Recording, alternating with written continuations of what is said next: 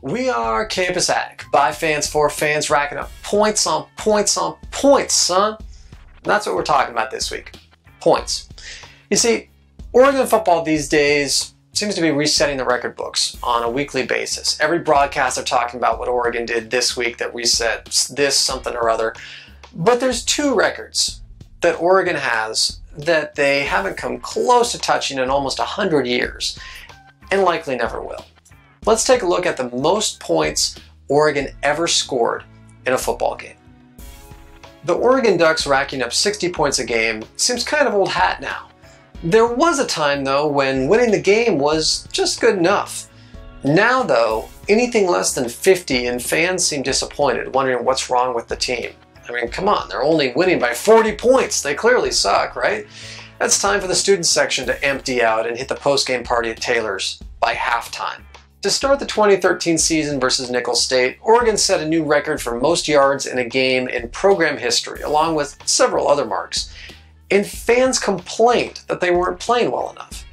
That makes it kind of scary to think what fan expectations might have been if the starters were left in for a full 60 minutes and the team was rolling. But even then, could they match the all-time mark? Not likely, because for all of the 60 and 70-point wins that have come to be expected today, it doesn't even come close to the highest scoring game in Oregon history. For that, we have to travel back a century, to 1910.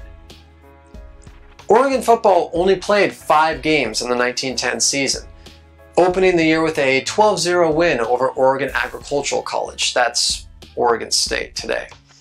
That game will go down in the record books, though. Not so much what happened on the field, but in the post-game. It's one of the most infamous games in the history of the Civil War. Following Oregon's victory in Corvallis, a riot broke out between the opposing fan bases. It was a fight that continued all the way to the train station before Oregon fans could escape. Because of the incident, the 1911 Civil War game was canceled outright. It was simply deemed too dangerous to play. The following week after the Oregon State brawl, the University of Puget Sound from Tacoma, Washington came to Eugene on October 22nd, 1910 to take on the Oregon Webfoots at Kincaid Field to open the home season. Now, thankfully, Puget Sound wouldn't put up anywhere near the fight that OAC had the previous week, both during and after the game. Kincaid Field, by the way, stood where the Memorial Quad is now on campus. That's the open space between Johnson Hall and Condon Hall. There's a small plaque that's northwest of the Museum of Art that marks the area as the place where Kincaid Field once stood. Hayward Field replaced it for football in 1919. Kincaid Field was a place known for mud. It was the mix of a lack of turf and the fall rains that reduced it in late season games to nothing more than a pigpen slop, where it was known that on occasion the ball would actually get lost in the mud after pileup, and some players nearly drowned at the bottom. There wouldn't be any slowdown, though, due to field conditions on this day, October 22nd, 1910. It became the most lopsided battle in Oregon football history. Led by Charles Taylor, Oregon made Puget Sound look like a Pop Warner team playing an NFL squad, running over, around, and right through them. Oregon wasn't trying to run up the score, but Puget Sound was so inept, they couldn't help it. By the end, the scoreboard read 114-0. Right halfback Charles Taylor's stat line was just ridiculous against Puget Sound. He scored 7 touchdowns in the game. Keep in mind, touchdowns back then only counted for 5 points. He also kicked 14 extra points and 1 field goal, for a grand total of 56 points scored in a game by just 1 player.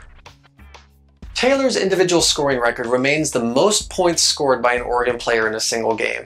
And the team total is more than 40 points more than any other tally the Ducks have had in a game before or since.